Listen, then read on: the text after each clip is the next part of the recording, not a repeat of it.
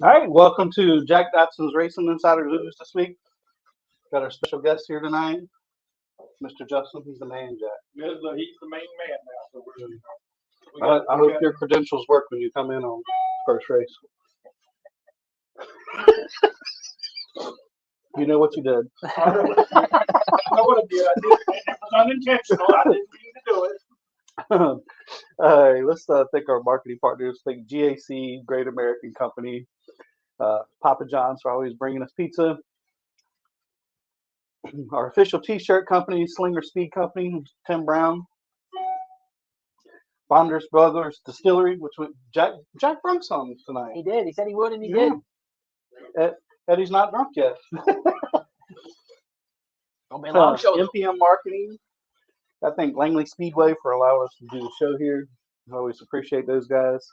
Pepsi, Mountain Dew. Mosquito Joe's, get 50% off on your first month of service. Mosquito Joe on this side of the water. Southampton Motor Speedway. I think Mean Dean Automotive with Greer and Associates in there.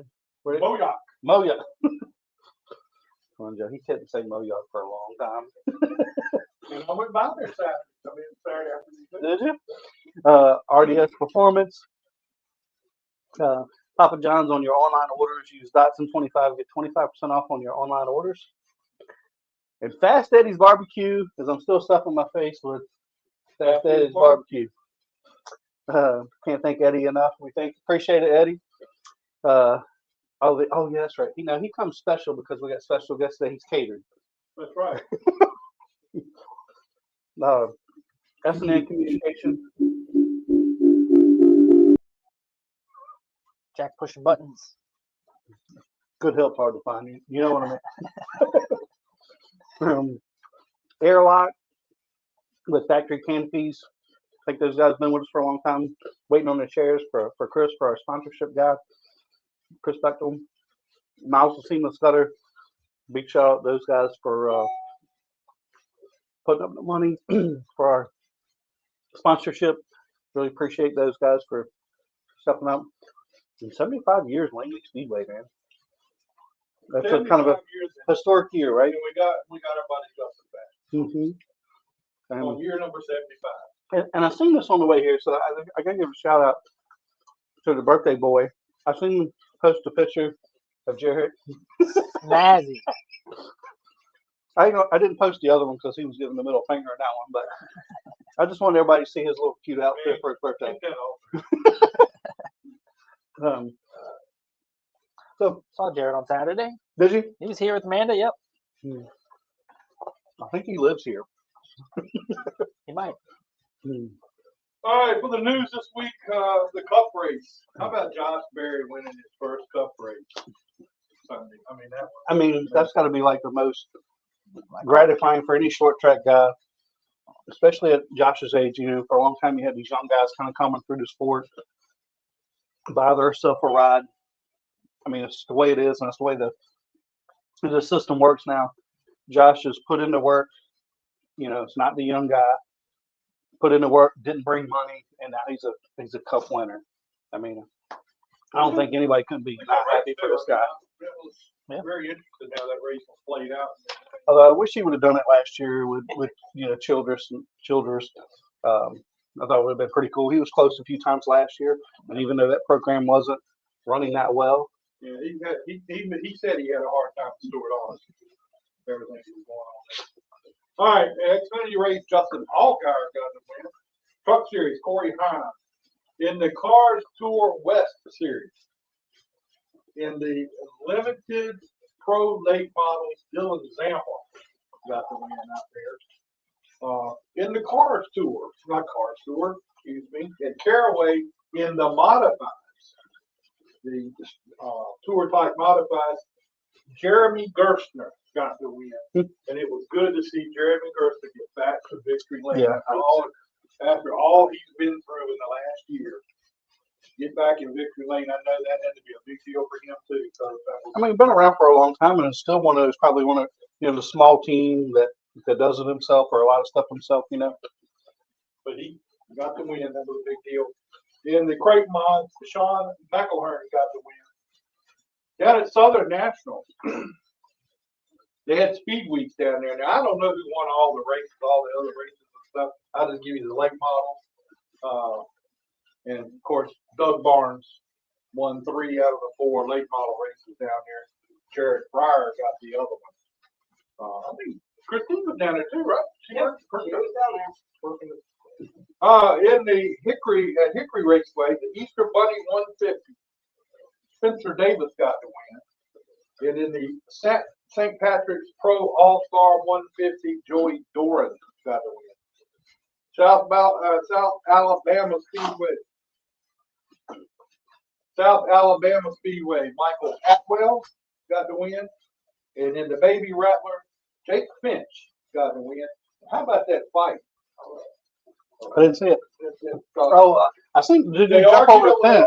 But after the race was over with, I understand they went down and decided they would take care of that thing themselves. Supposedly nobody knew anything about it, but it didn't work that way.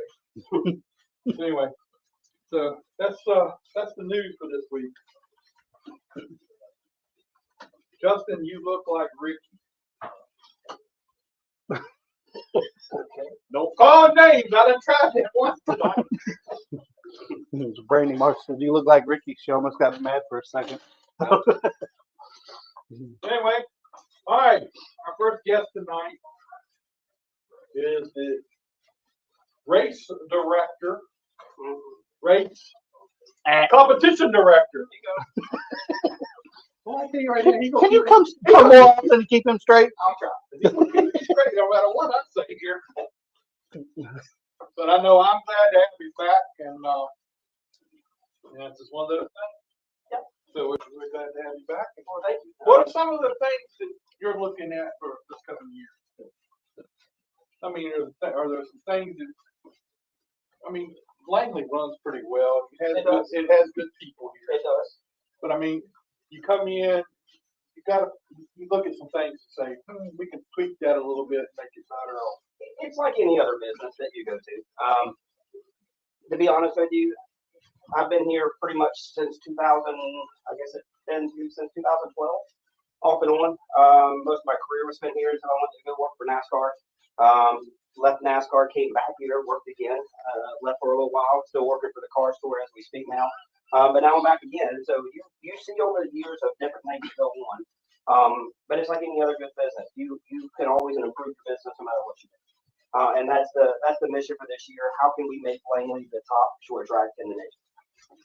So as a competition director, tell us what all your duties are going to be, basically. I mean, you're not going to be up here running the race. We know you told me that. Let me know that wasn't what you're going to do. That is correct. So basically, I guess overall, it's to basically kind of help Langley Speedway manage each and everything that's operational on top of the racetrack. So whether it's dealing inside of tech, dealing with the gates, dealing with personnel, dealing with our customers, which is all our racers in the outside pits and the inside pits, that's the goal there, to make them feel warm and welcome in here and answer questions that they have on their basis. So my phone has started ringing within the last couple of days. A lot of questions are being asked, and I'm doing my best, because you also have to understand I'm coming in late into it right now, and I'm trying to get my hands wrapped around everything so everybody feels that their answers are being answered, or their questions are being answered at the right time. So with the people that you have here, I mean, how many did you lose? Any people this year, or I know you said you don't know for sure what is the plan. And as right now, no, I do not know. But working closely with some of the officials that have been here for a long time, like Jeff Bowen, which is the race director, working with him back and forth, trying to get schedules ironed out for him, make sure they fit well. And then, I'm not quite sure of everybody, because I've been gone for about 2 years now. So I don't know who is still here, who's not, except for when Christine makes a comment to me that this person's here or that person's here, or, let me tell you about what happened tonight, that type of deal. So right now, we're having a meeting Thursday night for all the officials and all the track services to get back on the same page, and that way everybody knows what Langley or Larry King Langley Speedway is all about. I mean, that's the key point right now. To get everybody on the same plan. and to make sure that everybody has the mission, basically the mission statement that we're going to come across with this year to our competitors and to our fans. There's always a good plan if it's communicated. So, and that's the key thing this year is to communicate the plan to all of the officials and make sure that everybody in outside bids and the inside bids know exactly what that plan is going to be about this year. So, but now you're still going to be safety director for the Cars Tour, right? That is correct. Yeah. And then I think you have a benefit that most people don't have. Not to say that, you know, other people don't have a lot of experience. They do. As running a professional series. Not to say that we're not professional, we are, but I think you can learn different things from different people, or especially an upper echelon of NASCAR, and then different racetracks you guys are always going to, right? You can see, oh, they're doing something like that's a good idea, you know, and try to implement that or take that somewhere else, right? Absolutely. That's been my mission my whole career. Since I got into racing back when I first started here. When I started looking at coming out here, and it was a troubling time for me at that time. So I buried myself in here and tried to figure out what I could do and what I could better myself. And I had a friend of mine basically state to me and said, man, it's hard to go work for NASCAR. And then you know me, hold my beer, I got this. And within about 3 years, I was there. You know, I was actually a technical director for the Southern Modified Tour. Believe it or not, that's how I met Jeremy Gershner for the first time. His first race was at Bowman Gray, and he came with me with a carburetor, and I'd never seen one like that before. I'm like, no, you can't run this one. It was an actual true carburetor, but it was for a boat and not for. Jeremy's like, just follow the rules. I said, technically by the rule, it's right, but it's not allowed. So that's how Jeremy and I actually got to meet each other at Bowman Gray, one of my first races actually. So with that, back to the story at hand. No, our plan is to try to make sure that if I do find something that works very well at a track like South Boston or Dominion Speedway or anything like that, I try to grab it and bring it in, and how can we grow it here at Langley Speedway or any division that I work at. And that's the key thing. There's lots of things that I pick up along the way, and a lot of my mentors throughout the years have taught me and trained me and actually showed me different ways of doing stuff. So I try to add that anywhere I go to make sure that the division or the track that I'm working at continuously grows all the time. Yeah, I mean, me and Jack's been privy to other people that's kind of moved up like you, and I thought one of the neat things I thought the NASCAR sort of, I don't say implements, but does, is when there's a call made and you're race director or what have you, they call a car number instead of somebody's name, because it's easy to say, oh, Jack Dodson, whatever, he's my buddy, and have a different thought process where if it's just 22, you know, this is the call. One of the things that I tell everybody when you come through the gate, I'm everybody's friend. When you come through that back gate or the front gate, you're a number to me. No offense. After the race is over with, we can go outside, hang out, drink a soda pop, whatever you want to do. But in that point, when they come through the gate, I think most people understand that I've been very fortunate in the past. When I say something, they know it's not directed as an ill will towards thing here. It's just your card number to me today. No offense. I enjoy everybody that's been out here. I don't think I've ever had a crossword with anybody that's been a competitor here at Langley Speedway. But they also know when they come through the gate, I'm business. This and you're fair. Business. And I'm fair. I try to be fair. I don't think there's too many people out there. Well, actually, I shouldn't say that because I don't know, but I don't think there's too many people out there that would say that I've been pretty honest and pretty fair across of it. When I say it up front, at least they know it, what they're going into. So I agree with that. I think you're very fair. And you're on top of a lot of things. And that's unbelievable thing you have to keep up with. I used to tell people this. I sit on the shoulders of giants. I used to tell all the modified officials that work with me over the years that I do sit on the shoulders of giants because it takes a team. It takes a team effort, and that's one of the best things that we have.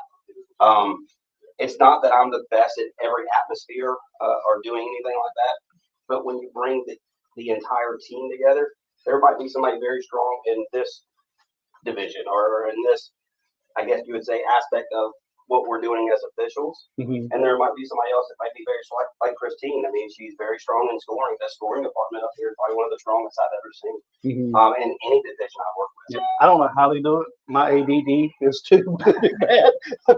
I mean, I've seen that them two girls are writing down.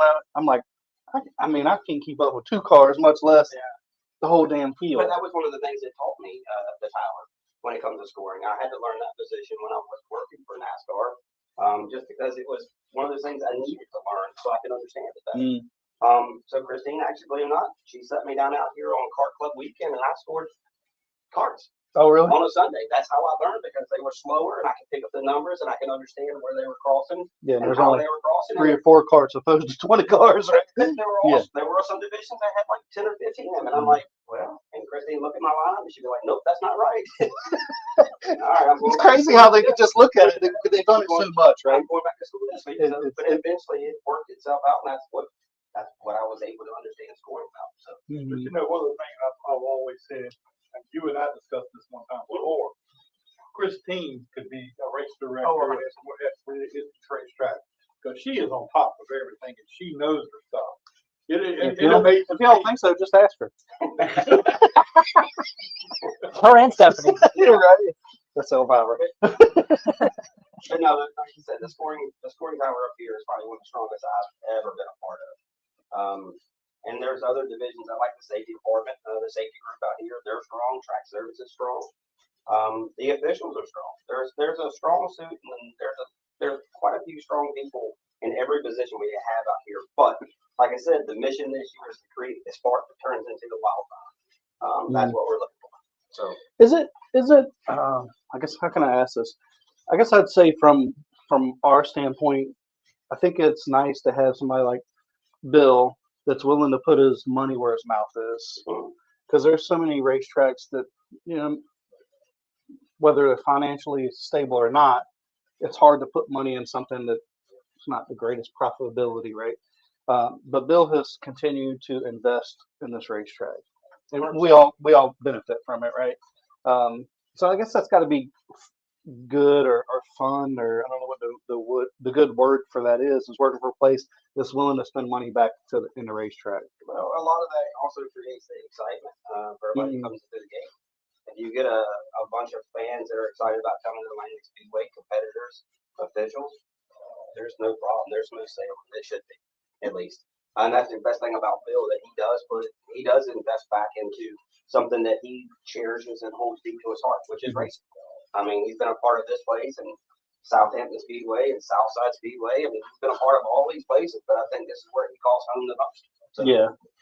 And actually, one of the things, and I never really thought about it until I seen Lynn say it on TV the other day, that about do you come in and just redo the whole racetrack and be ready, or do you do something every year, every 2 years, because then it makes people excited about wanting to come back. Oh, they just added this, or they just did that. That was actually a good point. I just thought that was a 100%.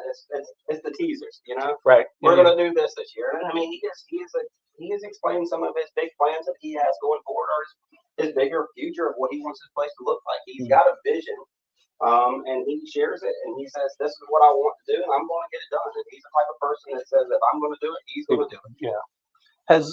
Do you have any, when we're talking about things that you learn at other racetracks or even division, do you have anything that you could say this was a good idea, this is something we did, or that you can remember?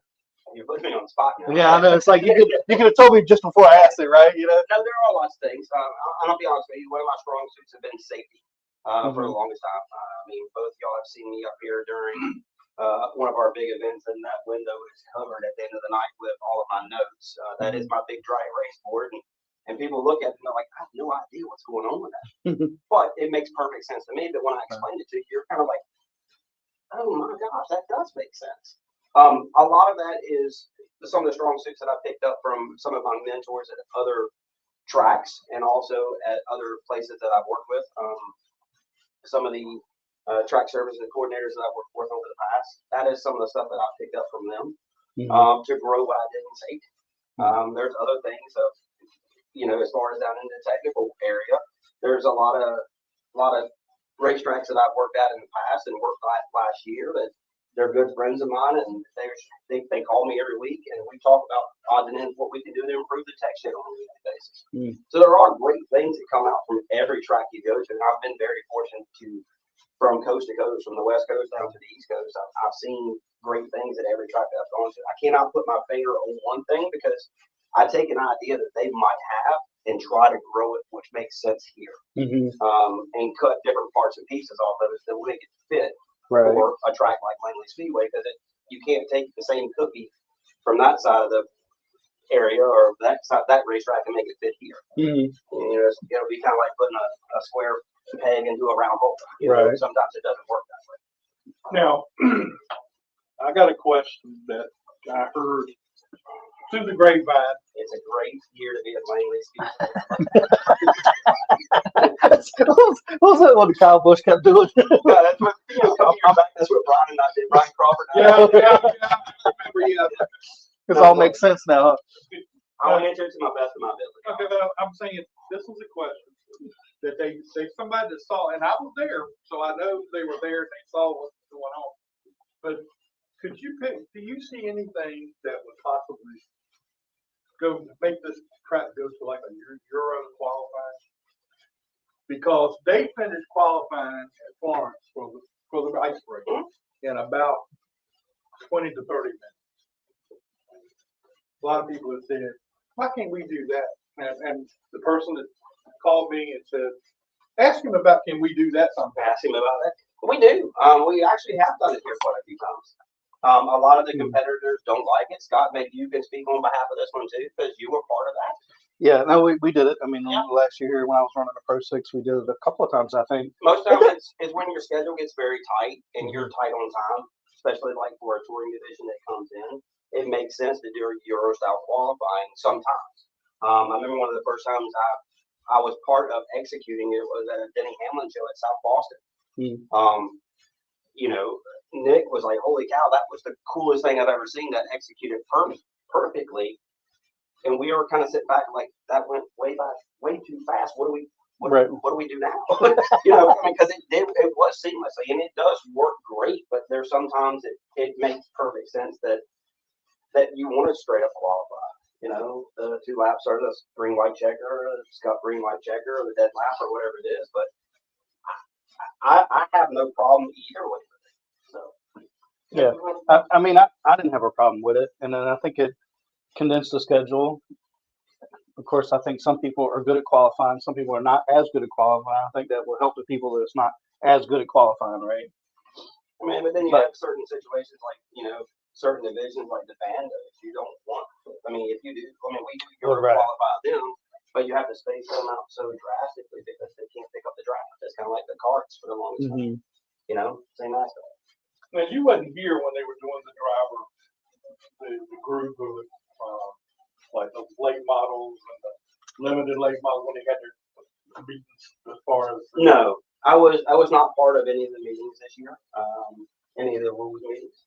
So I'm kind of fine. Like I said, I'm playing catch up and talking to quite a few competitors that are in those divisions, trying to figure out what was said.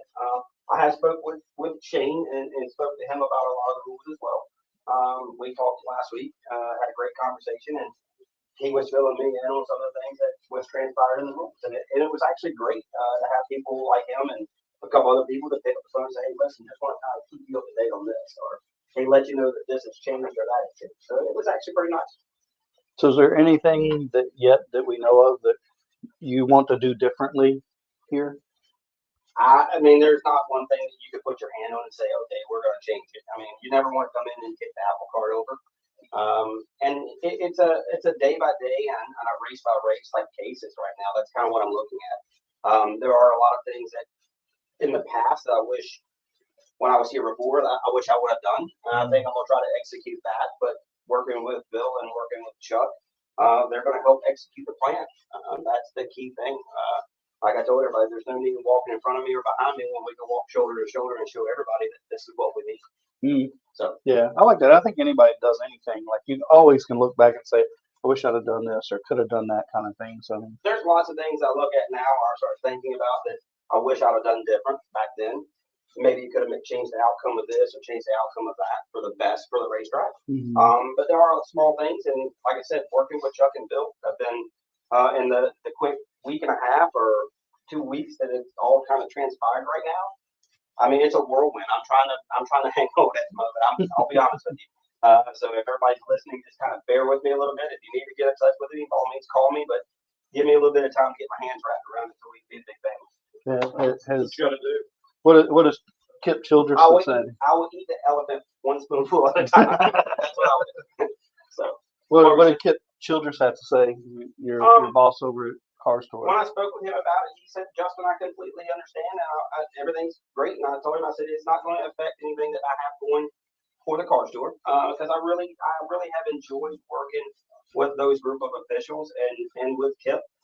Kip was a mentor of mine for many years when I worked at NASCAR. He was actually directly right across from me. And when I called and spoke to him about it, we spoke actually a couple of times. One was not a great conversation that I wanted to talk to him about some of the feelings I had, not against him and but I was angry and he was listening.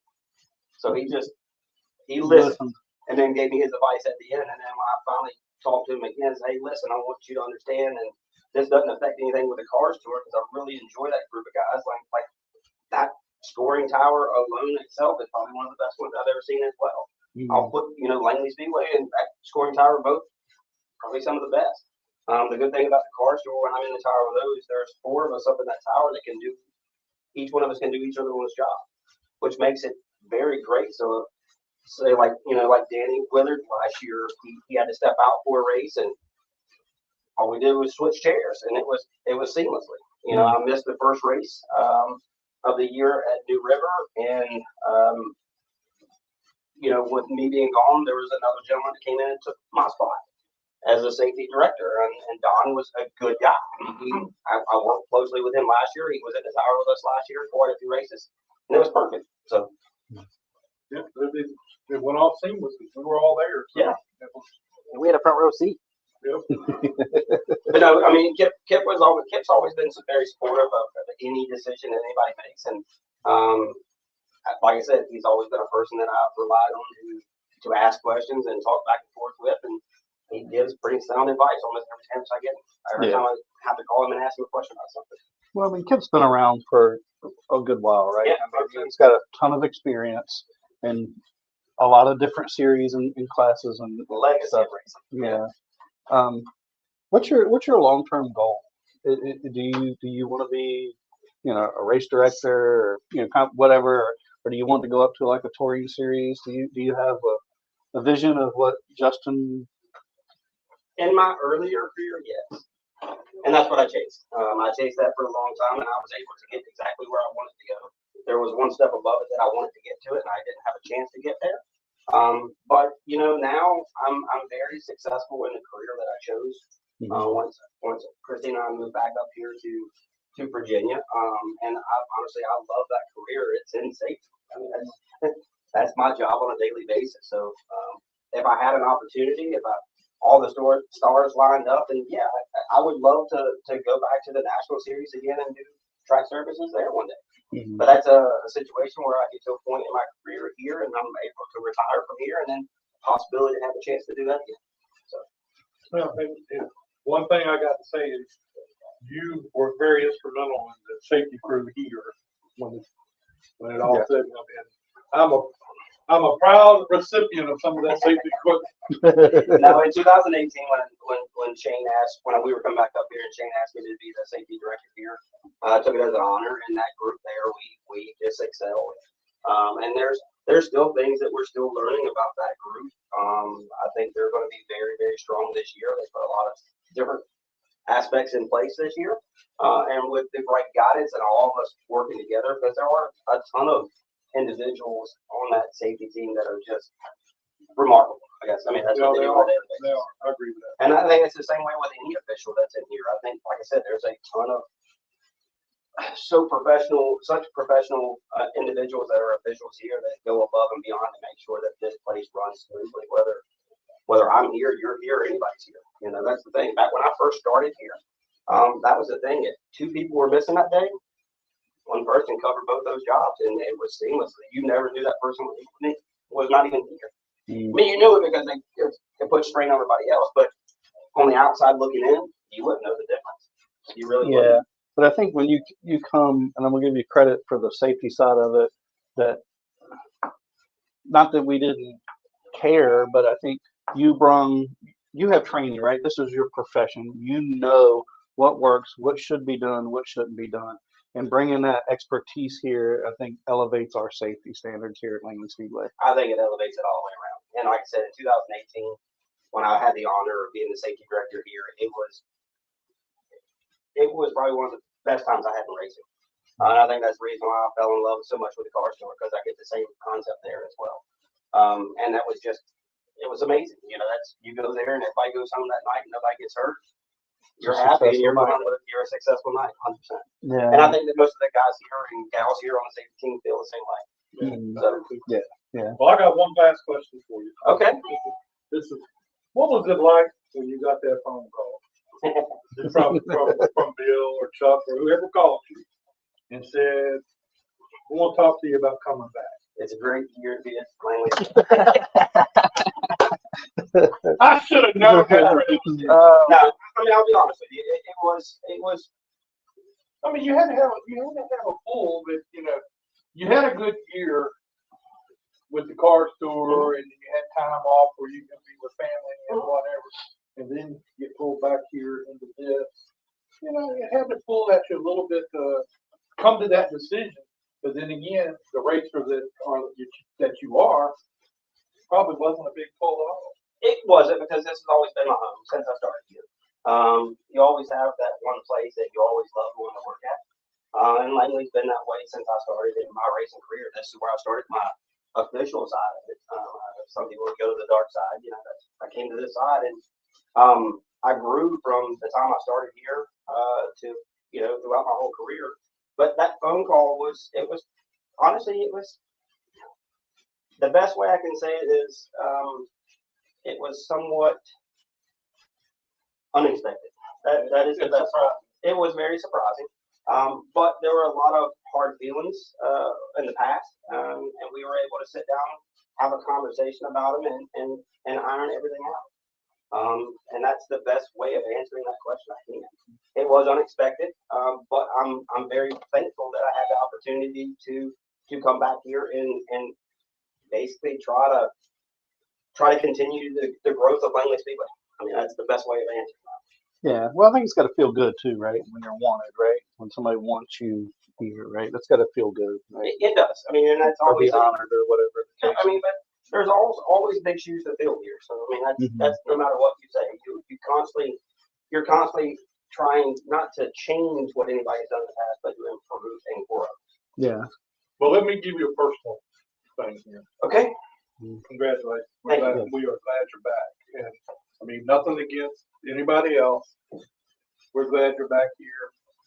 I kind of missed him up here last year. Just Jack, we got to suck up to whoever's in charge here. So They must be talking to stuff in Bill there. No, it's really great you're back. No, it's like I said, it's like in the article, if anybody read it. I mean, that was heartfelt, my quote, when I gave it, and I am definitely looking forward to coming back here for the 75th anniversary. that's got to even add, right, to make it even more special. It does. Like I said, I mean, my family raced here back in the days, and my dad brought me here as a kid. My dad was here with his brothers racing us when they were growing up, all through, I guess, their adolescence years. So it's always been one of those things that's been close to my heart. And honestly, I always told myself when I started over in turn 2, my first year here, I said I'm going to make it to the top at that speedway.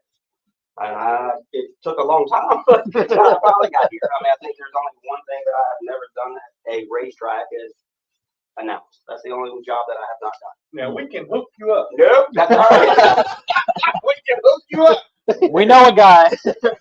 No, honestly, I think out of all the racetracks I've worked at, whether it's being a general manager, whether it's being a safety director, whether it's being a tech director, working the back pit gates, I was very fortunate to work at a lot of tracks like Southern National in 2016.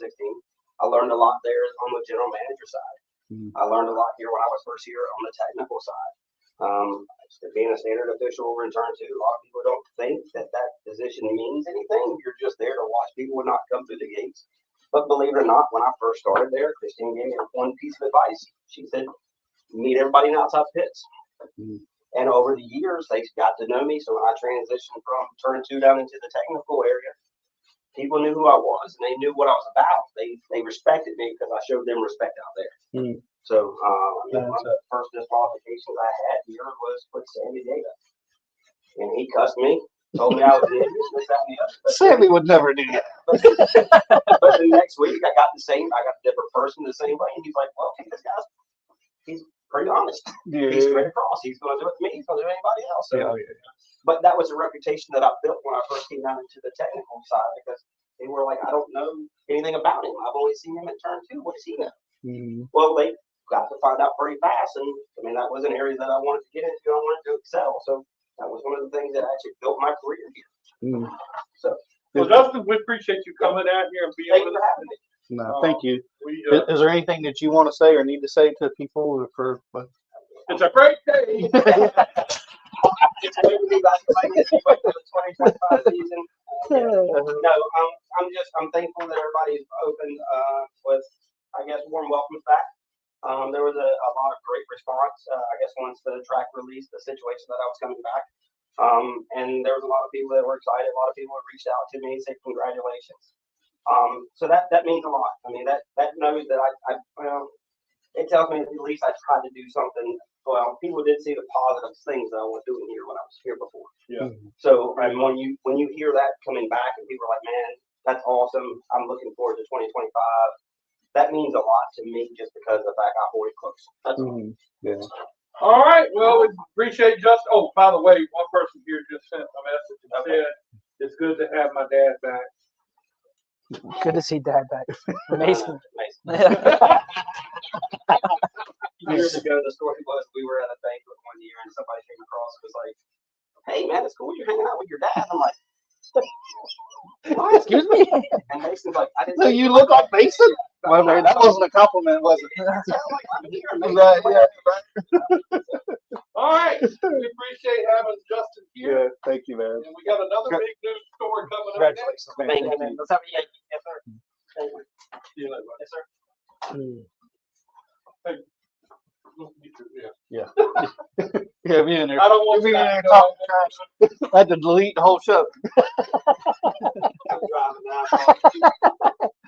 Oh, There he is. How you doing, Lance? Good to see you, man. All right. want to stick that on you. Joining us now is the new head man over at Southside Speedway, Lynn O'Neill. And Did the light go out? Yeah, I got no one. I think it did. Things are funky. Yeah, stick that on. It must be dead. I listened to that press conference that you all had last week, and I was so happy to see that track is coming back. How hard? Now, I mean, wait a minute, I got a question first. Did you unsuspend yourself yet? Not yet. I gotta do some executive orders. I'm gonna use a big old fat Sharpie like Donald Trump and just start writing my own name out. It's funny because last week, Jack, we were talking about it. I'm like, oh, I wonder if Lynn's going to unsuspend himself. Yeah, He's like, what? I got to pardon 3 of us. Me, Hippie, and Vernon Weston. Who's gonna be my chief steward at the track. So. So, when you got started on this thing, what did you think was really going to happen? Because I kept hearing this was happening and then something else happened, and Man, I feel like Chuck Yeager. I've been shot at, shot down, you name it, you know. And I mean, I'm glad I got a racer's mentality and never give up, you know, because we lose a lot more than we win in racing. So I mean, just to come back and just never give up is what really won it. You know what I mean? I started off and I had an investor that was an NFL football player and 2 people from Wisconsin, and we were trying to buy it. And next thing you know, the county kind of backdoored me. Because they had, you know, a board member had his own idea of how he wanted to do this thing, and which was get rid of the racetrack. Is what it boiled down to. And so we sat there and we fought him. And when I realized what happened, I called it out. And you know, my dad was on the board of supervisors there for like 12 years. So you know, I grew up around this politics stuff. So I had a little, I knew how it worked. So next thing you know, I kind of called all the stuff I saw out and started going after the guy that was doing wrong, and it worked. It worked. You know what I mean? And there for a little bit, I thought I was a dog that caught the car. You know, I was going like, what the hell am I going to do with this thing now? No. But we had a good plan, and you know, every time the county threw something at me, I could counter it. You know, we had enough. Yeah. You know, I could show them on paper that the racetrack's a viable business, and you know that at first they said, well, we're not going to do a lease purchase and all that, and I said, okay. So we had one group. This is the fourth group. Oh, really? Yeah.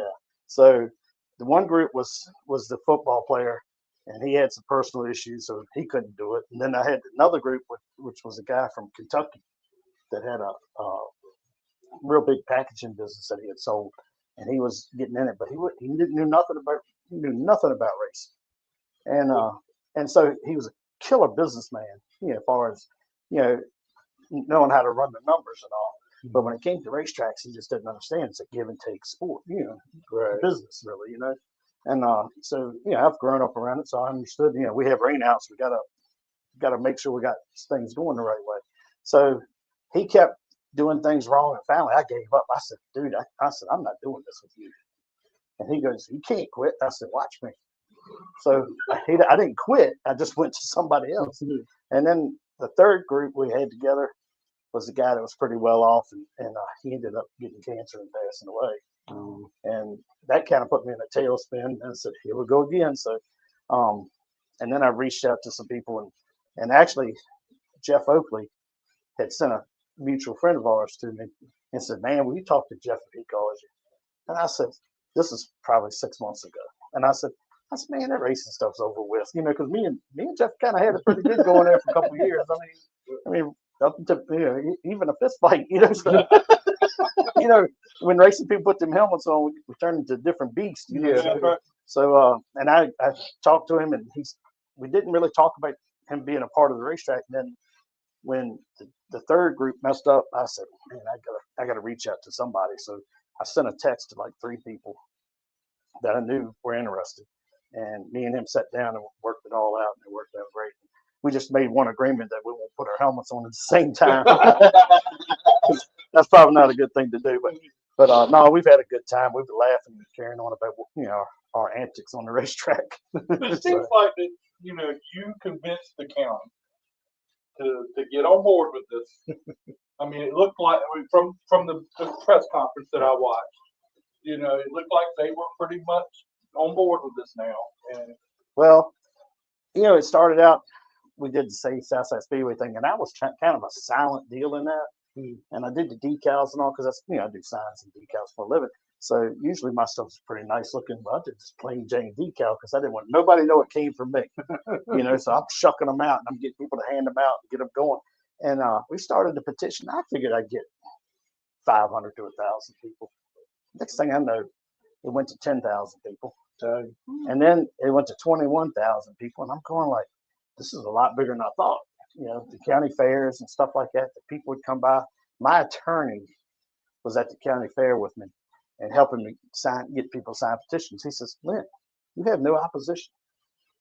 He said, everybody wants the daggone racetrack. He says, this is the craziest thing I've ever seen. He said, why is the county, putting up a battle a little bit? And I said, they're going to sooner or later have to listen to the people, because that's who elected them. Yeah. So we ended up, that one supervisor that started this whole mess, we ended up getting him voted out. Oh. And then we got the Republican chair lady who was friends with the supervisor. She was a past supervisor. We got her voted out of the Republican party, as the Republican chair. So we were 3 for 3, really. I mean, we kind of had the racetrack back. We had the supervisor that caused it. We got him gone, and then we got the Republican chair that was backing that supervisor, got her gone. So, it was, we ended up having a lot of clout with the SOUTHSIDE Speedway group. So, but the county finally came around, and they understood, what it meant to the people. That was the good part. Now, with the track sitting there for however many years it's been sitting there. What is in your plans now to get everything up and running, get started?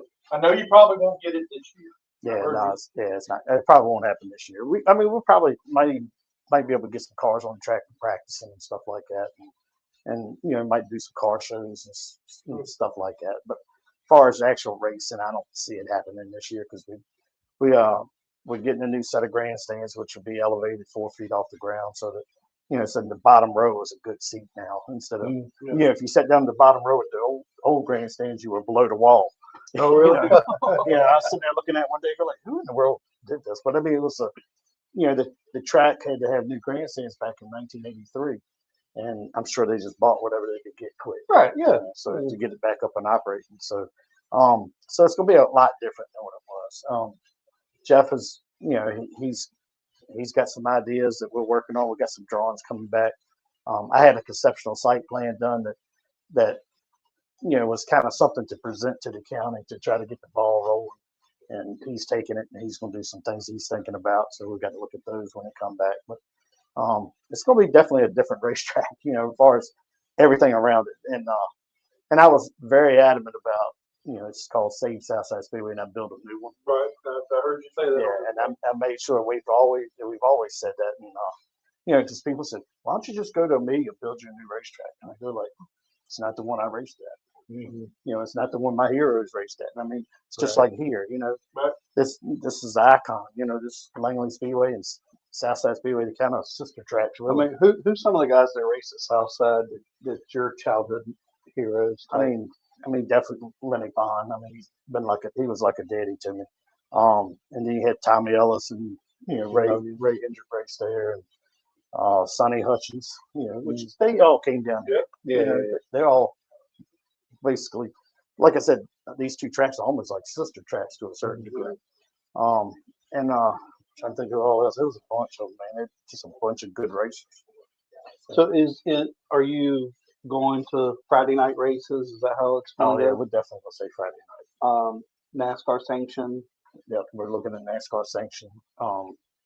Which is different from what it's been because it's been an outlaw track for so long. But yeah, we're definitely gonna try to get NASCAR sanction. And what is going to be able to be saved at the racetrack, and then what's going to have to be rebuilt? Basically, the track, the wall, and the fencing around the track, pretty much. That's the rest of it. We're going to redo. You going to put new asphalt down, or are you going to leave the old asphalt? The racer, I mean, wants the old asphalt. I owner, like that. The owner of the racetrack, and he wants new asphalt, so I don't have to worry about it for 30 years. You know what I mean? So, I think we're probably going to pave it just so the fans will see it all new. You know what I mean? It's just, yeah, we definitely want it to look so much cleaner. Yeah, and stuff like that. So, but I think we're leaning towards paving it. Yeah. So when the track closed up several years ago, I mean, I heard, now you could probably tell better than anything, I heard a lot of things left when the track closed. Oh yeah, they auctioned off a bunch of stuff. It was a pretty rough deal. They were trying to make it to where it wasn't gonna come back. It's all the way around. They auctioned off the bleachers and scrap, which they kind of need to be redone anyway. So, I'm just glad that we're going to do it right and do it the way it should be. How about the local businesses that are going to be around this racetrack? I mean, are they behind you? They're all excited. I get calls every single day about, we'll do this for a billboard. We'll do that for a billboard. You know what I mean? Everybody's excited. So. Well, that's a good thing. Yeah. Who have you reached out to that's kind of helped you along this way, or kind of helped you maybe point a direction in where Southside is going to go now? I mean, it's pretty much just been me and my investors through the time, where we were doing stuff. It's the county. They want to see a nice facility, like y'all have here. The racetrack should have had VIP suites back in the 90s. It's you got to get the money people to the racetrack. It filters down to everybody, to the racers, to us as a track and everything. So do you have what y'all's plans to try to get today? I mentioned earlier that, and I didn't really think about it until you had mentioned on TV. I see one of your interviews where you said we don't know if we just want to do everything right up front, but liking the idea of doing something this year and then something next year and a year after, because people want to come back and see it. Right. And I think that's a great idea. I don't know if we're right or wrong, but I think it's a great idea. My business model was like 6 different phases. And it was every 2 years we do something big. And I kind of looked at it as like, like King's Dominion or Busch Gardens. You know what I mean? They'll come in and put a new ride in, and Right. people want to come see what's going on. Mhm. And I felt that way with the racetrack because, you know, I want the people to be curious about it. I want them to come in and say, hey, cool, you know, we got something new, you know. And every year do something small, but every 2 to 3 years do something big, you know. And that's kind of what I was gunning for. So what are y'all going to try to accomplish this year? Well, actually, we're waiting on our permits right now for demolition for some stuff. I want to tear, you know, me being an old racer, I like to reuse whatever I can reuse. So I went out there and marked a couple of the sheds that I'm taking to my house. like the souvenir stand is a shed basically. So I marked that. I said I'm carrying that home. You know, it's 12 by 24. You know, I mean, it's almost a garage. So but you know, it's that's the main thing. Is just trying to get it cleaned up and usable. Yeah. Anthony Warren said Friday night, Southside Speedway, late 80s, Southside Speedway was the toughest late model field you could find. Some of the greatest racers in that place during that time. I would agree. Yeah, especially when Phil came up and then Ed Eddie and Bugs and Wayne Patterson and Man, you said a mouthful. Yeah. You're talking about, and it's funny how those guys are Roy characters. Hendrick. I mean, Yeah. And not it's just the complete different personalities of each other, right? Oh, dude, you talk about people getting their heads different when they put their helmet on. That was a group right there.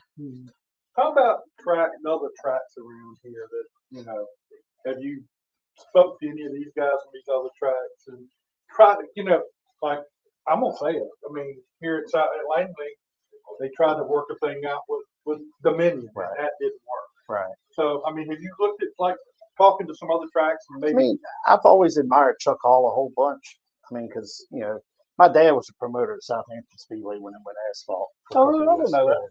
So, and I actually tried to buy Southampton 6 years ago. Oh, really? Yeah, 6 or 8 years ago, I tried to buy it. And I worked a deal with Dave Atkinson and had the lawyers write up the contract and everything, and he backed out on it. So, That's a shocker. yeah. So I just, you know, what could I do then? You know what I mean? So I went ahead. You know, I don't know. You know, I guess the racer in me wants to see it done better. You know what I mean? That's, I mean, and it's, you know, Chuck does a great job here. Yeah. I call him up sometimes and I just ask him, what about this, Chuck? What about that? And, you know, I told him, I said, you're going to get tired of it, Chuck. And I said, he goes, nah, anytime you need something, you just holler. And he's been really, really great to me. Yeah. I mean, you're talking about he is a great promoter. Oh, great. I mean, you know, if I'm half as good as he is, we'll be awesome. I completely agree. I mean, Chuck he's very good. He's a very good salesman. Yeah. Right. Yeah. So have you picked out some of your staff that's going to help you get all this done as far as who's coming with you? Well, Vernon Wesson, he was actually on my race team. He was actually an official back in the old days at South Boston and Southside. So he's going to be my head official, and I'm letting him pick his group. I said, just kind of get with me and tell me who you got going on, and you know who you want, and then we'll go from there. You know, I'm going to delegate a little bit. You know what I mean? I want to worry about the fans, and I want to do things that, you know, keep the fans coming. I mean, it's, you know, I know the first half of the season will probably be filled up with fans and stuff, and but the trick is to keep them coming back. Right. You know, and I'll never forget. One of my investors asked me one time, he said, "What's your goal?" I said, 15,000 fans. He says, "Are you crazy?" I said, "Well, Bowman Gray is 17,000." I said, "We're the closest thing to Bowman Gray Stadium as far as the track shape and everything." And I said, I like creating my own drama. You know what I mean? So I mean, you know, that's what it's all about. It does sell, right? I mean, it does sell. Yeah. I mean, like when me and Oakley got in that wreck and got in the fight and all that mess, I went to the little convenience store near my house and I walked in. That guy goes, "You gonna get Oakley next week?" And I go like, "You daggone right I am." And then I went to the Home Depot the next day to get some paint from. I got a bunch of rental houses, right? So I go in and get some paint. And the guy walks up to me. This old gentleman walks up to me. He says, "Are you Lynn O'Neill?" I said, "Uh-oh." You know, I said, "You know, that's a double-edged sword. That's a double-edged sword." So, you know, I go, "Yes, sir." He goes, "Man, I took my grandson to the racetrack. All he could do is tell his mom about the big wreck in the fight." And I go like, "Oh, I'm sorry, sir." He said, "No, it was great. He loved it." I go like, I said, "Well, you know, racing's kind of like hockey on wheels anyway." Right. Yeah. So, but and Southside's just a beat bang racetrack. You know, Well, it's so Y'all are small close tight, to it. right? Yeah, I mean, y'all are close to it here, but we're even tighter. Yeah. So I can remember going to South Boston and Rodney Sawyer's one night. We got there and we were going through Tech, and Rodney Sawyer's, Southside cars all beat up on the right side, tire marks, and right front fenders all gnarled up. And Rodney Sawyer walks over to me. He says, "You ain't mad at nobody down here, are you?" Like, what do you mean? I go, like, what do you mean? He goes, well, y'all beat and bang a lot up there. It's like super speedway racing it down there compared to what we do. So it's, it's Southside has a reputation, I would say. yeah. Well, so does Lynn O'Neill. Yeah. Well, I don't start it, I finish it. You definitely don't. You definitely have a reputation of not putting up with anything. No, I for don't sure. put up with nothing, that's for sure. Now, you say the track is going to stay the same. You're going to have the same type of track. Are you going to be building grandstands all the way around it? Or? Phase one will be more than likely grandstands all the way down the front straightaway. And Southside was unique because it started at the start-finish line and went around to turn 1 and 2. So we're looking at doing all the way down the front straightaway, and then phase 3 or 4, we were going to start putting them in the corners.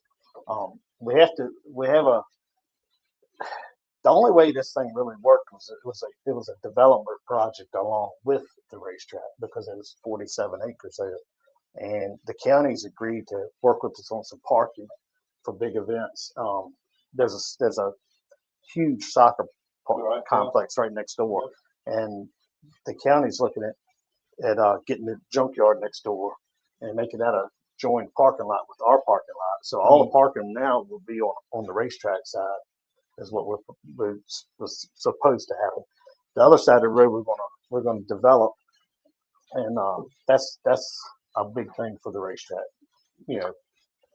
For the price we had to pay for the racetrack. So Sure. Well, and then because ain't there a thing you got to have so much parking for so many people, right? So many people per car. Right. Yeah. What divisions have you even thought about that yet? We're pretty much going back with what we had, from when it closed down. The only thing we're not really 100% on is whether we're going to run real late models or the Virginia racers. I'm leaning to the Virginia racers because I'm a racer and I look at the cost of a real late model and I go like, matter of fact, I bought a tractor trailer, 2 new late models, was getting ready to get 2 motors built for late model stock. And when I started seeing what the cost of shocks were, I go like, what am I doing? The fans don't know what that shock is on that car. Right. Let's make it cheap.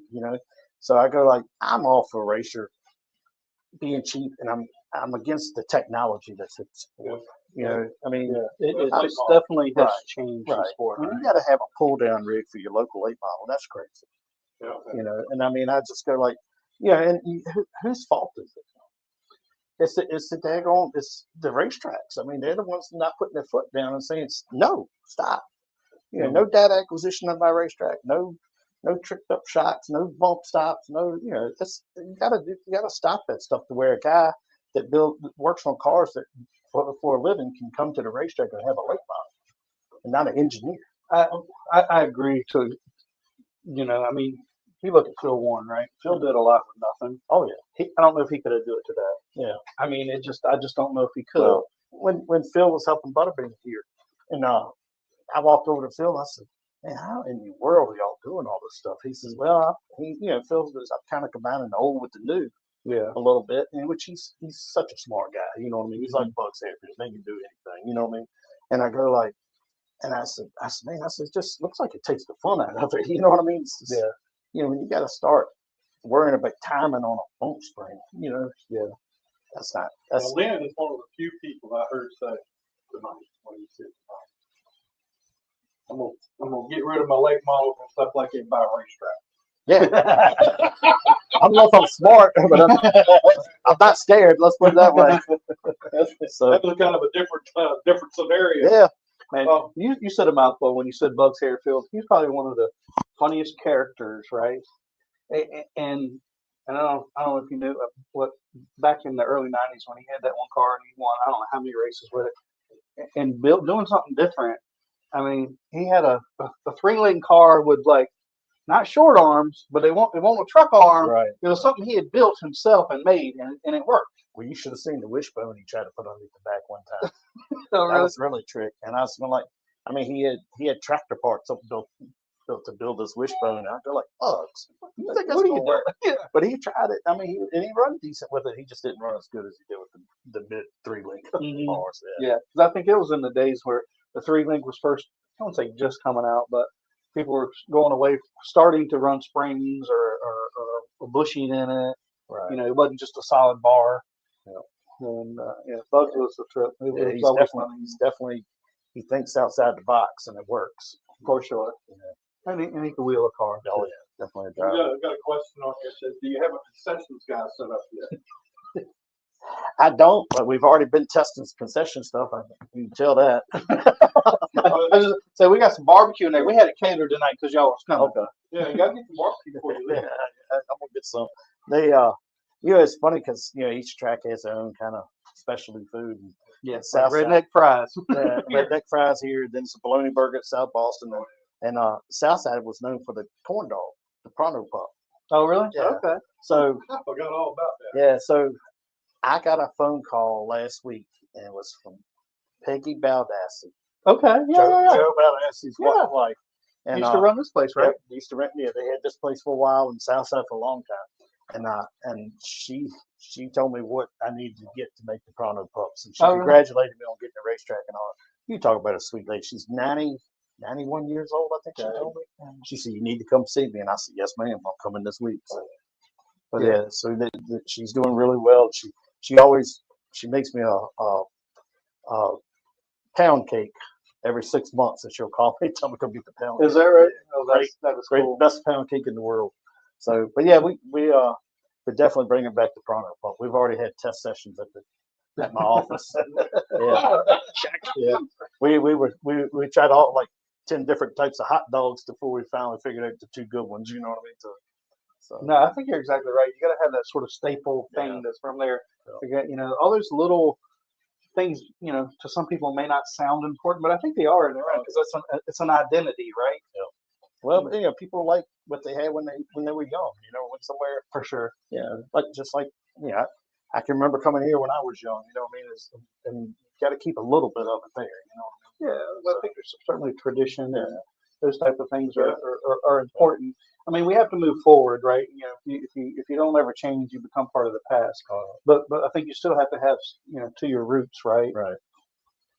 So do you have a hard date on when things are next year? We're going green. It was 100% up to me. I'd have a race in October and get everybody primed up for 2026. You know what I mean? But, Well, it's probably not 100% out of the question, but I could do it if I could just go at it. You know what I mean? But, yeah, it all depends on the permits from the county and stuff like that, permits and inspections. So we got a lot of stuff we got to do. don't you have somebody you can call it the city now that you're say like, hey man, I'm sure they'll help us out a little bit, as far as trying to get us on time with permits and stuff. Like this week we're supposed to be getting a demolition permit finally, getting that all going. So I mean, it's gonna happen. yeah, right. Just gonna ask for forgiveness. Yeah. So Well, like I said, half of the buildings there were shed, so I mean, I could just put a rollback up underneath them and yank them on out. The tower, we're trying to decide what to do with the tower because all the power to the whole racetrack comes into the tower. So we're going like, do we mess with it and have to go through a whole different process, as far as inspections and permits and all that kind of stuff, or do we just leave it there and repair it, and get it up and going? So that's one thing. And do you know who built the tower? Ray Hendrick. oh really? No, I don't know. Ray Hendrick and Tim Hudson, who was the chief scorer for NASCAR. Yeah. So Yeah, I mean, there's a lot of history there. also a ton of history. Yeah. Do you have? Man, I think I lost my question there. That's unusual, huh? I was gonna say. And so many you're rolling through, and then you start on something, and you're like, "Oh, damn, what was it?" It'll come to me in a minute. Now, you've done all kinds of races, but I have heard one story about you. I'm afraid to ask. Well, Does it come from him? We didn't fight. he Oh, we picked right up on that. Man, I hit so many people when we did the arena race. I don't remember how many times I hit him. But you knew, I will say, you did that if you mess with Lynn, You go get it back. you was gonna get it in the next turn. Yeah, I didn't wait, did I? No, you know. What was the boy that? What's the guy that runs the legend cars in here? Runs really good. Oh, Cody. Cody, yeah. Remember that night? Oh, yeah. Cody tried to flip me going in turns 1 and 2, so I cut the whole corner the next lap. Got it. Look, we were butted up face to face, and he's in there flipping me off, and here I am, I'm twice his age, so I get out and I go like, so I get over there and I'm in this window, side window going at him. I see, look, oh, never mind, I can't say that. But he's a good little driver. I mean, he's done great, But yeah, arena racing was fun. It was Oh, a it lot was of drama. a blast. I had more fun doing that. Then my daughter got involved, so ended up buying another car. But we had a blast. I really loved it. I told a newspaper person one time, I said, it's like flying a fighter jet in a fishbowl. I said, Phil Warren, I called him, and I said, when they asked me to run that thing, I called Phil to ask him some questions. He said, Lynn, you're going to have to learn how to breathe again. Yeah. And I said, what do you mean? He goes, you hold your breath. Yeah. And I'll never forget the first time I went on the racetrack, dude, I'm sitting there running around, and Hippie's my crew chief, and so I'm running around. I must have ran like 10 or 15 laps, and I stayed up on 2 wheels more than I stayed on 4 because I didn't understand how to get that thing figured out yet. And I pulled in, and Hippie goes, what's it feel like? And I hit the button. I went, I couldn't even talk. Yeah. I said, damn, if I didn't hold my breath the whole time, I felt like It is crazy because you don't realize it. After the race, it seems like it doesn't bother you, but a caution is like when it really, then they ask you, hey, how's the thing going? You go, they're like, don't answer, just catch your breath. And it's like, you catch your breath until the damn thing goes green. It undoubtedly was the hardest racing I've probably ever done. Is that right? Yeah, I mean, I've done right much racing in my lifetime, but I was going like, that stuff was quick, So. Well, Lynn, we appreciate you doing this for us. Yeah. Coming down Thanks for here. I've been coming trying over. to get you down here for a while. I I know you had a lot of going on. Well, I had some non-disclosure agreements going on, and couldn't tell a whole lot about what was going on because it was going to jeopardize it. I had, we had other groups trying to backdoor me on this thing. It was a crazy deal. It's a movie. I'm the guy that got banned for life in 2013, and partners with the guy I got to fight with. Track back. Now I got the track back. Now I'm on a racetrack. I go like, this is crazy, but. Well, Lynn, I'd say do us a favor. Every couple months when you got an update, come back and see us. Sure. And let's talk about it. Sure. Like I said, it's hard not to model yourself after Langley Speedway. I mean, because it's such a great place, and Chuck does such a great job, and Bill's got such a nice place. I mean, I come down here quite often to just hang out myself, just to watch, and and knowing that I always wanted to do a racetrack, I've been a good student watching people, and that's a big part of it. For sure. Yeah, I went to Dillon this weekend to the Vintage Car Nationals, and that was it was a different racetrack I've never been to. It was a nice little place. I mean, it's a smaller grandstand than most tracks, but I mean they had a nice crowd and they had a nice little deal with all them guys. Have you already started selling sponsorship for next year yet? Actually, we've had. For packages, whatever you want to term it. We're working on the actual cost of packages right now, but I bet you I have 50 people that lined up. Right, that's great. So, and we're trying to do double decker on the billboards on the back straightaway. So we got to do some changing on the stuff back there to hold them. But yeah, it's been really, really a great response. We had over 350 people at the announcement at the track. There was a bunch of people there. And there was a guy there that does stuff up north, up in New York, and he says, man, unbelievable turnout. I said, what do you mean? He goes, everything we've done's been big. You know what I mean? Like the Roy Hendrick Memorial we did there was 1,800 people. So I mean, we were, they were coming in faster than I could park them. And so he goes, most time when we do something like, we see something like this, it's like 30, 50 people. I said, man, these people are hungry. Yeah, when they're racing back. For sure. Have you got an announcer picked out? I mean, it's probably going to be Buck Roos. I mean, he's the hometown guy. Right. Yeah. I told him he's got first refusal. So. So and me and Buck have been buddies ever since we I were mean, little. Buck is probably one of the nicest guys. Oh, yeah, he is. And Yeah. damn, a wealth of knowledge. I don't know how he splits off and remembers Yeah. paint schemes. Well, I mean, he does graphics, right? So I mean, yeah. So yeah, but, like I said, we've been buddies forever, and we go to Whataburger once a week. do you? Yeah. About once every other week. Yeah. So that's my go-to place. That's cool. So And knows a lot of people. Buck knows a lot of people and has a lot of good ideas. Yeah. And Buck's a great guy. I Yeah. love Buck. yeah, he does a great job with things. So yeah, I'm looking forward to to hoping he'll do it because I really want him to do it. Mm-hmm. I mean, Buck's kind of up there with Joe Kelly and all them kind of guys. Sure. That know the sport and know what's going on. So Yeah, absolutely. Well, we're glad Southside Speedway is back. I mean, it's maybe a little while to get going, but it's back. yeah, it's definitely back. We're I just wish you'd have bought Southampton. I tried, man. I was really working on it hard. Like I said, I had Probably been everything cheaper. done. Way cheaper. But I don't know about that. we have 150,000 people in a 10-mile radius of our racetrack. There you go. The only other track is What's Southampton going at? they don't have nobody around. That's the problem. And my business model for that was to run it off the back gate like a club racing, which meant no late models. You know what I mean? Because you can't.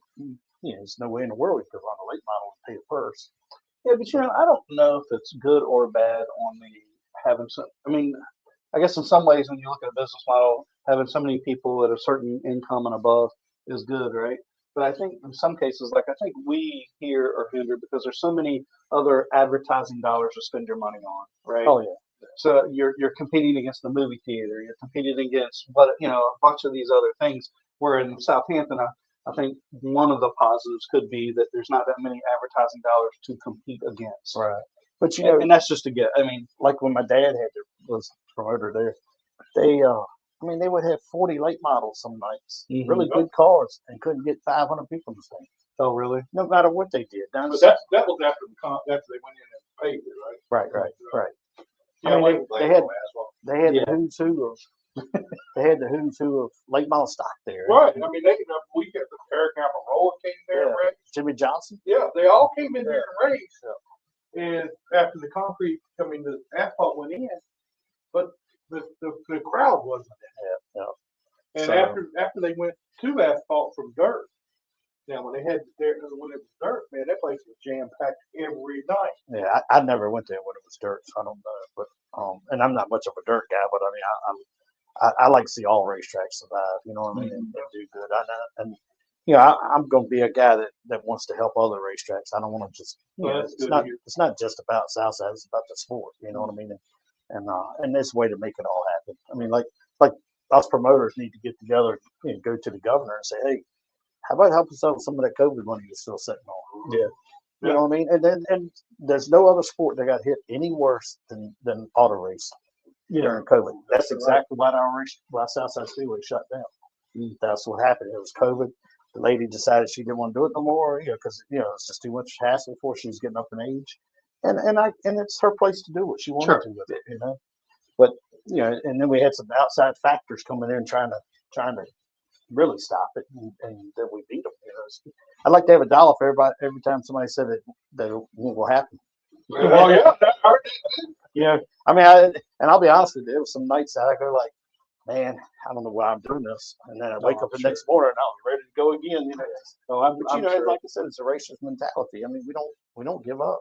Yeah, I've heard it from everywhere. Southside's not going to work. Oh yeah. Every couple of months was like, oh, it's going to open, and then.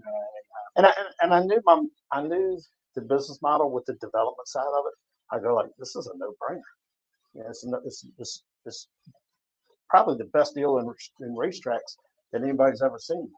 But I got to ask, and you may not want to answer completely. We pretty much know this answer. I know a lot of people thought Denny Hamlin was going to come in and be the saving grace. Was that even remotely close? I reached out to Denny right from the get-go and actually sent him some paperwork on it and stuff. And he decided he was interested for free. And then he decided he wanted to go a different route and try to get it for free. And I don't blame him. if I had Denny Hamlin's name, I'd done it too. You know what I mean? Right, yeah. So I mean, it's just, I just hope he comes back and every once in a while checks us out, comes sign some autographs or something. Have you heard anything from his group? Not. I mean, Not since. not really, but I mean, I've heard people that was kind of associated with him say stuff.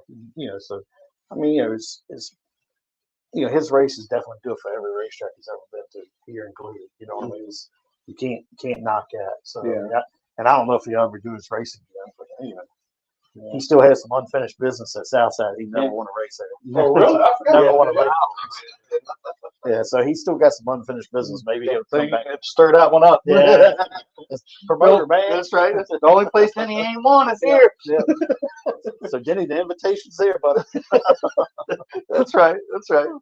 Well, whenever you get ready and going, we'll come up. Oh yeah. Well, yeah, we'd love to come up and Oh, y'all are more than welcome. come up Anytime. here and do the show from up there, and while you're getting everything You know, together. It was really neat to watch the newspapers at home jump on this thing like they did. Mhm. We got Yes. more press from Tuesday than the racetrack got in 10 years. I mean, the front cover of one of the papers has Southside Speedway's coming back, and it had a picture of me and Oakley and my attorney, which is a little partner in it.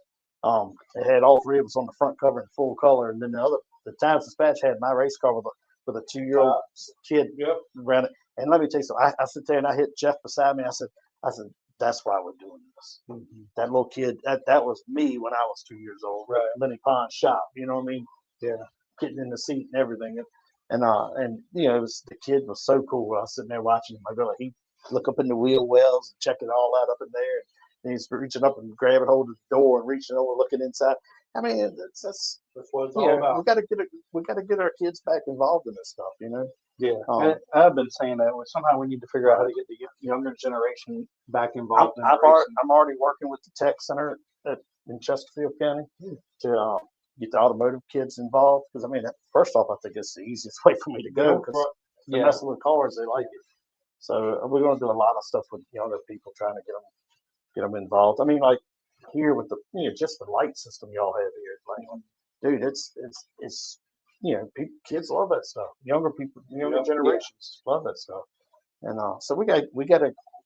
I think I saw one time where the average age of a short track race fan is 58 years old. A few years ago, it was in that range. Yeah, so we got to get it knocked down to about 35 to 40 range. Yeah, well, I think that's the sweet spot. So and I'm open to getting with all these promoters and saying, hey guys, let's have a little sit down and go over what we can do.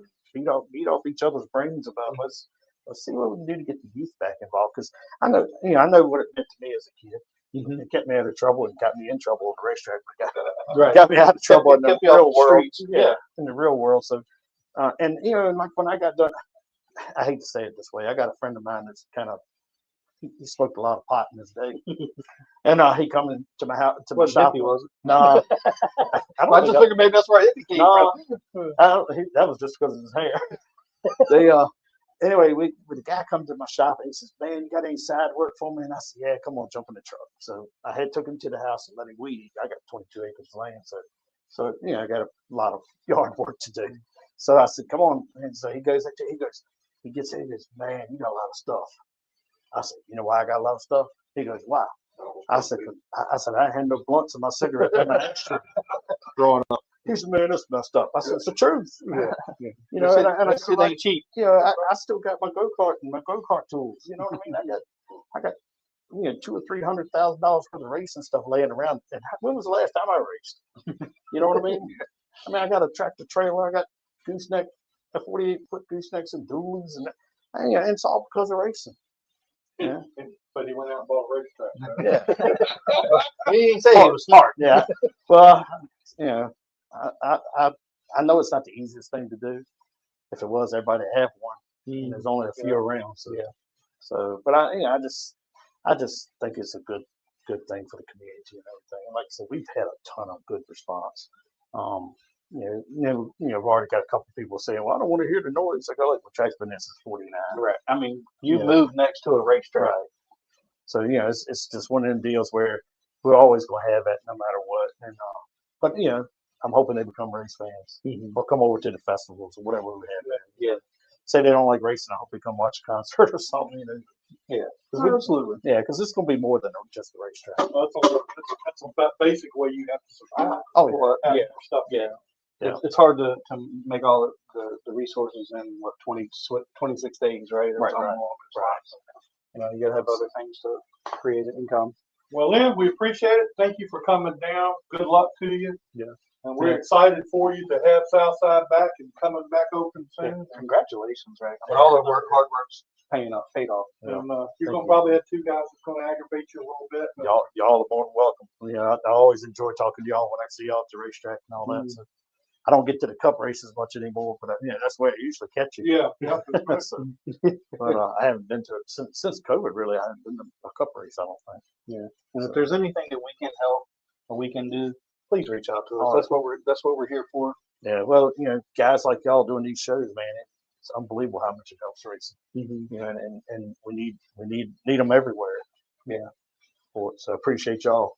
So we'll, when we get there, when you get everything situated where we can come up there, we're gonna come up there and do a show from the racetrack Cool. up there. And maybe get you and your other investor and everybody to come out and Sounds talk good. to everybody. Sounds good. I know they're all excited, man. Jeff he's been so excited I have to put the brakes on him every once in a while. I was like, whoa, Jeff, you're talking too fast, buddy. Yeah, well, it's easier to slow somebody down than it is to speed them up. Yeah, I'm glad he's excited. For sure. All right, well, that's our show for tonight, man. I really appreciate Justin Ellis for coming out, talking about his new job here at Langley Speedway. And Lynn coming all the way down here from, I don't exactly know where you live. Chester, yeah, Chester. Chester, come all the way down here to be a part of the show. We really appreciate that. And man, we can't wait to see Southside open up and see some racing going on up there. Friday nights there, Saturday nights here. Yeah, that's right. Sounds good. All right, that's our show. Thank you. Please like and share our show, and we'll see you again next week.